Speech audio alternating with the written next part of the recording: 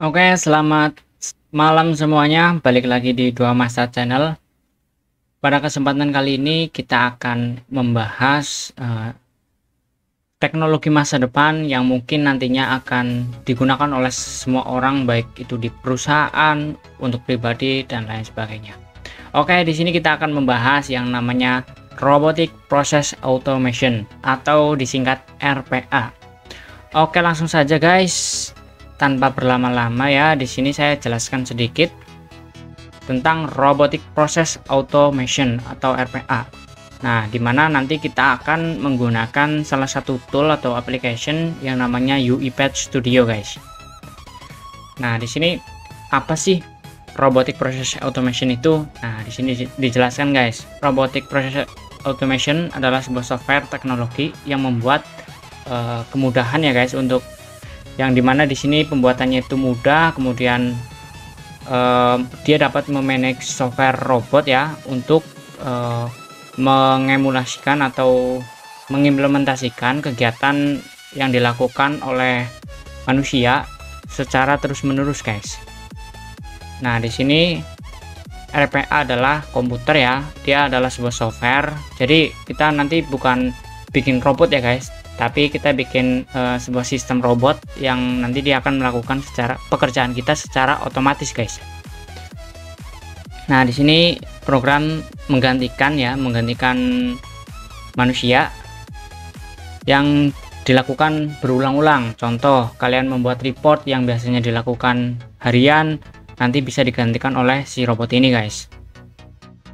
Oke, nah di sini apa yang dapat dilakukan oleh RPA? Nah, di sini dia bisa buka email, kemudian attachment, masuk ke dalam website, moving file atau memindahkan file atau folder, copy paste. Nah, ini biasanya dilakukan di Excel. Nah, di sini ada membaca dan menulis di database juga bisa. Kemudian scraping data, connecting ke sistem API, membuat kalkulasi, dan banyak sekali, guys, yang dapat dilakukan oleh RPA ini. Nah, ini penjelasan singkat saja. Nah, di mana RPA dapat digunakan? Nah, ini tadi saya bilang yang di sini udah jelas ya. Jadi dia kurang lebihnya business rule, dia itu dilakukan berulang seperti itu, guys. Nah, di sini mengapa sih kita menggunakan RPA di dunia ini? Yang pertama, guys, ROI. Nah, dia kaitannya dengan uang, guys. Jadi kalau penggunaan RPA ini bisa kalau menggantikan manusia, otomatis kan biaya untuk budget keluar, misal awalnya butuh 3 orang jadi 2 orang, 1 orang, nah itu berkurang. Nah, di sini minimal investment, no disruption. Nah, di sini low code, sedikit kode untuk membangun sebuah aplikasi ini ya. Nah, di sini scalable and enterprise ready, guys. Oke, ini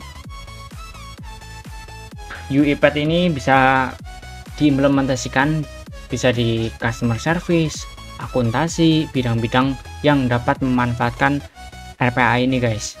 Financial service, human resource, supply chain management. Nah, ini biasanya rata-rata kebanyakan di bagian akuntansi ataupun supply chain management ini, guys. Oke, nah kemudian setelah kita tahu RPA itu apa, konsepnya kurang lebihnya seperti itu, guys. Jadi secara simpel seperti yang saya jelaskan tadi. Nah, di sini tool yang digunakan untuk RPA itu apa sih, guys? Sebenarnya itu banyak sekali, guys.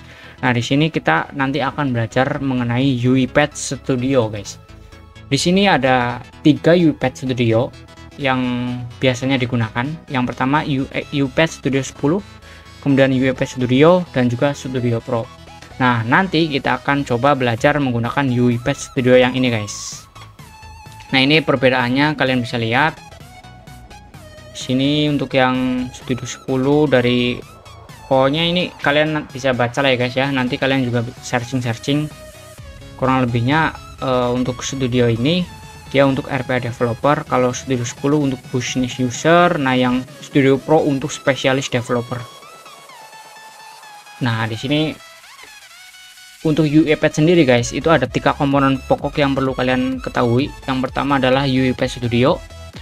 Secara singkatnya, UiPath Studio ini digunakan untuk tool-tool digunakan untuk membangun sebuah proses, bisnis proses guys, atau user interface yang nantinya akan dijalankan oleh UiPath robot. Nah, nanti kita bisa drag and drop. Nah, nanti akan saya tunjukkan. Nah, yang kedua adalah UiPath robot. Nah, UiPath robot ini yang bertugas untuk mengeksekusi hasil dari UiPath Studio. Jadi kita sudah mendesain ini di UiPath Studio, hasilnya nanti akan dieksekusi oleh UiPath robot. Dan yang terakhir adalah UiPath Orchestrator. Nah, ini tuh digunakan untuk menschedulkan atau mendeploy dan juga memanage proses-proses yang telah dibuat di UiPath Studio. Nah, jadi nanti di sini dijadwalkan robot ini tuh mengeksekusi yang telah dibuat di UiPath Studio itu kapan, misal 1 minggu, 1 hari, 1 bulan, 1 menit dan sebagainya. Oke, itu 3 poin penting yang perlu kalian pahami guys. Nah, oke, di sini sudah selesai sekilas tentang UiPath Studio dan juga RPA guys, Robotic Process Automation. Oke, di sini kita akan lanjut, next video kita akan lanjut untuk menginstal UiPath Studio guys. Thank you.